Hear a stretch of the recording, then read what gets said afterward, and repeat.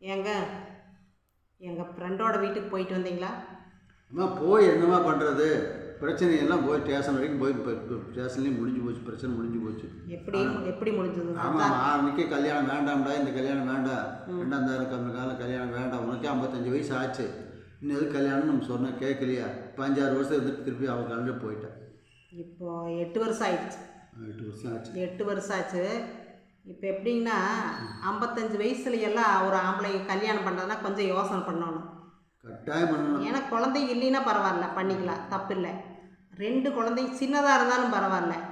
இது காலேஜ் போகிற அளவுக்கு காலேஜ் போயிட்டு இருக்காங்க, முடிய போகுது. ஆமாம், அந்த வயசில் அது 2 பொட்டை பிள்ளைங்க. கல்யாணம் கேட்டால் அவனை கேட்டால் என்ன சொல்கிறான் தெரியுமா? இப்போ அந்த பொட்டை பிள்ளைகளுக்கு குழந்தை நாளைக்கு பிறந்ததுன்னா அம்மா வேணுமல்ல, சொந்த அம்மாவனே பார்க்கறதில்ல. இப்போ பெரட்டி அம்மா அந்த குழந்தைகள்லாம் பார்த்துக்குமா? என்னமோ அவனுக்கு சொன்னான், சரி. அவன் நினச்சது என்ன தெரியுமா? அவளுக்கு ஒரு வீடு இருக்குது, என்ன அவள் கையில் வேற தொழில் வேற இருக்குது. யாருக்கு? அவளுக்கு டெய்லர் தொழில். அவள் சம்சாரம் இப்போ 2வது கட்டுனது டெய்லர் அம்மா. ஆமாம், அதுவாக வாடகை எல்லாம் கொஞ்சம் வருது. வாடகை வருது, சொத்தெல்லாம் இருக்குது. அவளுக்கு 2வது கல்யாணம். ஆமாம், அவளுக்கு செகண்ட் மேரேஜ் தானே. அதனால எப்படியோ அவளுக்கு அவகட்டமும் சொத்து வருதுன்னு இவன் ஆசைப்பட்டுட்டா இல்லையா? அப்படியே தான் சொல்லி கேட்கல. அவனா போய் அப்புறம் ஏதோ கோயில் வச்சு கல்யாணம் பண்ணி வச்சுட்டான். அதெல்லாம் கேட்கல, கேட்டிருந்தா தான் பரவாயில்லையே. ஆமாம், அவனே போய் கோயிலில் கல்யாணம் பண்ணிட்டு வந்துட்டான். இப்போ அந்த குழந்தைகளுக்கு குழந்தை பிறக்குது அப்படின்னு பிறந்தா அம்மா வேணும். ஆமாம், இவனுக்கு ஒன்றும் தேவையில்லையாமா. அப்புறம் அப்படியே இருந்தாலும் என்னை ஒருத்தர் எனக்கு தேவையில்லை, கல்யாணமெல்லாம் எனக்கு தேவையில்லை, நான் கேட்டதுக்கு அப்படி தான் சொல்கிறது. இப்படியே சொன்னான். இப்போ என்னாச்சு? டைவர்ஸ், மறுபடியும் டைவர்ஸ் ஆச்சல்ல. இப்போ 2வது கட்டி என்ன இப்படி ஒரு காரியம் 2 பிள்ளை கல்யாணம் பண்ணிட்டேன். 2 பிள்ளைகள் கல்யாணம் பண்ணி கொடுத்தா. இருந்தாலும் அந்த முதல் சம்சாரத்தோட அம்மா பார்ப்பாங்க, அவங்க சித்தியெல்லாம் பார்ப்பாங்கல்ல.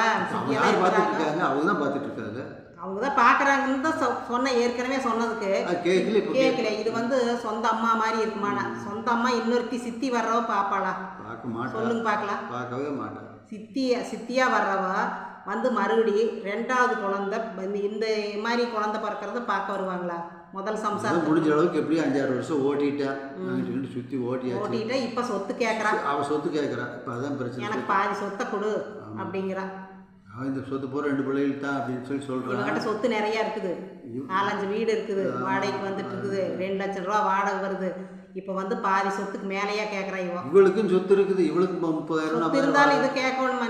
கேட்கணும்னு இப்போ 8 வருஷமே போச்சு. 8 வருஷமா புலத்தனம் பண்ணியிருக்காருல்ல. புலத்தனமான எங்கே போயிருது அப்படின்னு அவன் பொம்பளை, நான் வீட்டுக்கு வந்த பொம்பளையாக இருந்தால் அடங்கியோடு இங்கே இருப்பா, சொத்து என்ன நான் புருஷன் இருந்தால் போதும் அப்படின்ட்டு ஒரு குடும்பமாக இருக்கிறோமா அப்படின்னு நினச்சிட்டு இருப்பா.